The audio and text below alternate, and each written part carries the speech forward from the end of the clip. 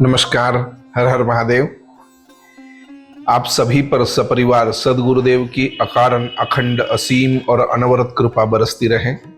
आज मेष राशि के लिए 2025 वर्ष किस तरह का रहेगा, इस विषय पर हम वीडियो बनाने जा रहे हैं। जीवन में हमेशा एक जैसे ही दिन न कभी किसी के रहे हैं न रह सकते हैं, और हमेशा चढ़ाव बना रहे, माने हमेशा तकलीफें रहे या हमेशा ढलान रहे, हमेशा अनुकूलता रहे, यह भी किसी के भी लिए संभव नहीं है।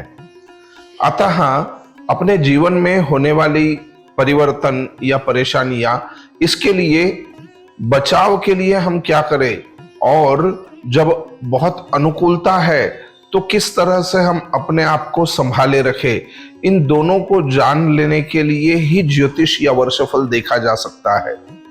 तो मेष राशि के लिए आने वाला 2025 वर्ष जो है, यह बहुत सारे बदलाव लेके आया है, और ये बदलाव बड़े बड़े स्तर पर जिस तरह कुंडली में ग्रहों की चाल चलेगी, यही चीजें आप अपने जीवन में भी होते हुए देखोगे।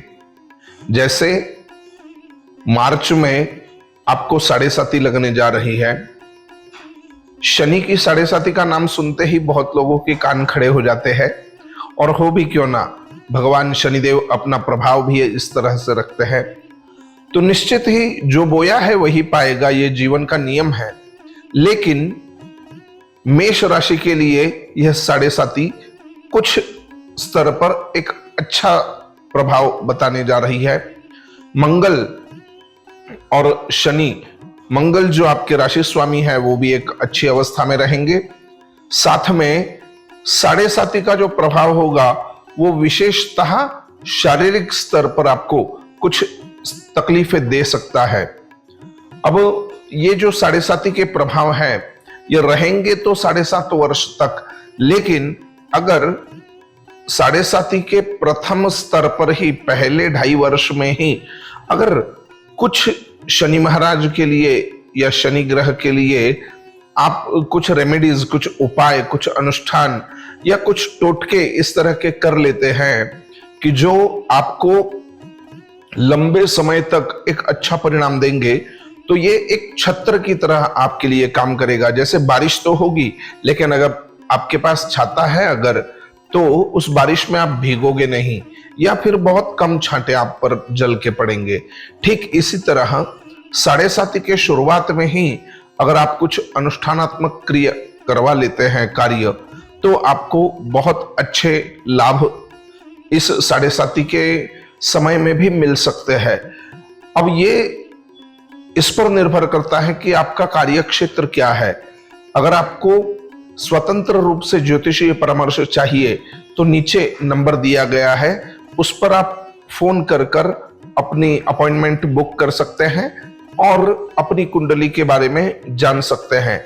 यहां सर्वसाधारण स्तर पर मेष राशि के जातकों के लिए यह 2025 वर्ष किस ढंग का रहेगा यह बताया जा रहा है। तो कुछ अनुष्ठानात्मक पक्ष आपको बहुत आवश्यक है कि आप करें। संभव है कि 29 मार्च को शनि बदलेंगे, तो उससे पहले अगर आप ये कर सके तो बहुत बढ़िया कार्य होगा। उसमें बहुत सारे अलग अलग अनुष्ठान होते हैं जो बहुत ही कम खर्चे से लेकर अपनी शक्ति के अनुसार बड़े से बड़े कार्य में भी आप कर सकते हैं। हर एक का कार्य क्षेत्र अलग होता है, हर एक की क्षमता अलग होती है। कोई हजारों में कमाता है, कोई लाखों में, कोई करोड़ों में, कोई अरबों में। तो अपने अपने शक्ति के अनुसार उन्होंने अनुष्ठान का क्रम चुनना चाहिए। दूसरी बात, राहु आपकी राशि के लिए एक बड़ी हलचल भरा यह वर्ष लेके आ रहे हैं।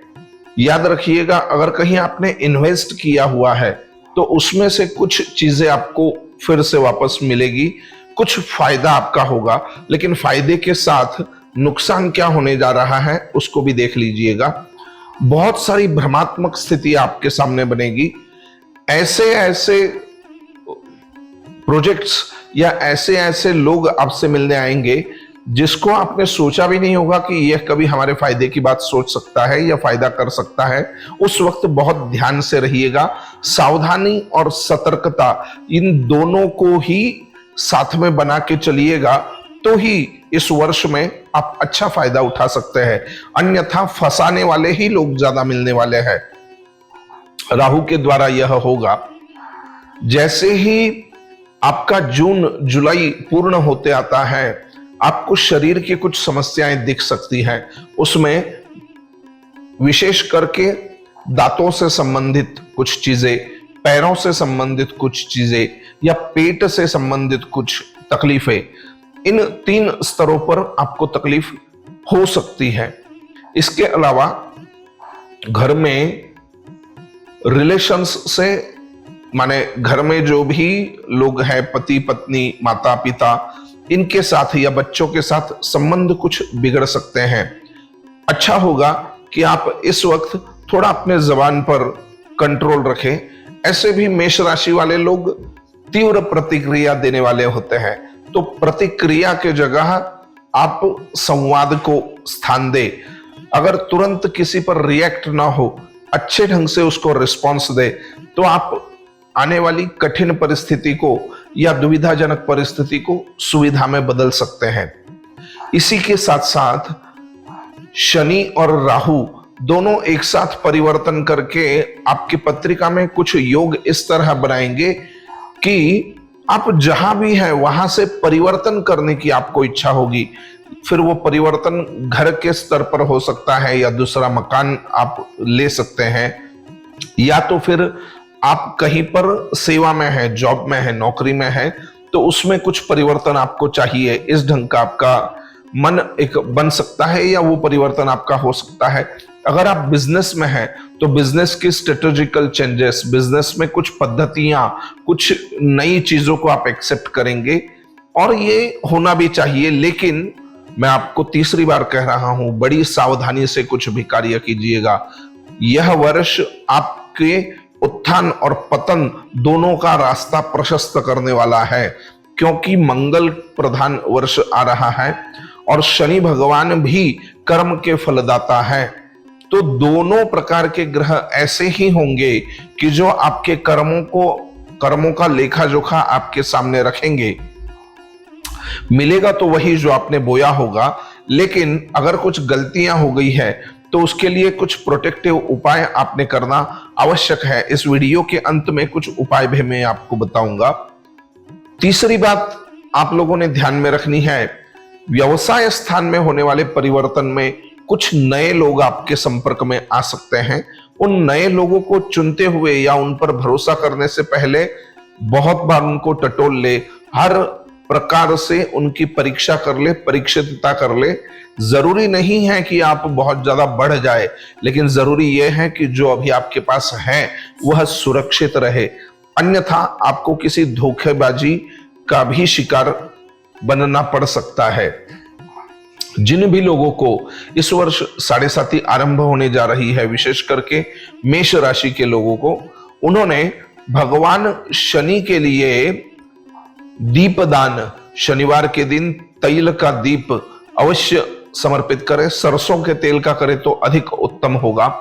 हनुमान जी की सेवा करते रहे, और नासिक क्षेत्र में आकर अगर आप कुछ अनुष्ठानात्मक कार्य करते हैं, जहां गौतमी गोदावरी बहती है, उस स्थान पर कुछ अगर अनुष्ठानात्मक क्रिया आपसे होती है तो बहुत अच्छे परिणाम आपको मिल सकते हैं। नासिक त्र्यंबक क्षेत्र में भगवान गौतम ऋषि जी की तपस्या के वजह से और त्र्यंबकेश्वर महादेव के प्रभाव से इस क्षेत्र में किए हुए अनुष्ठान अपना विशेष फल बताते हैं।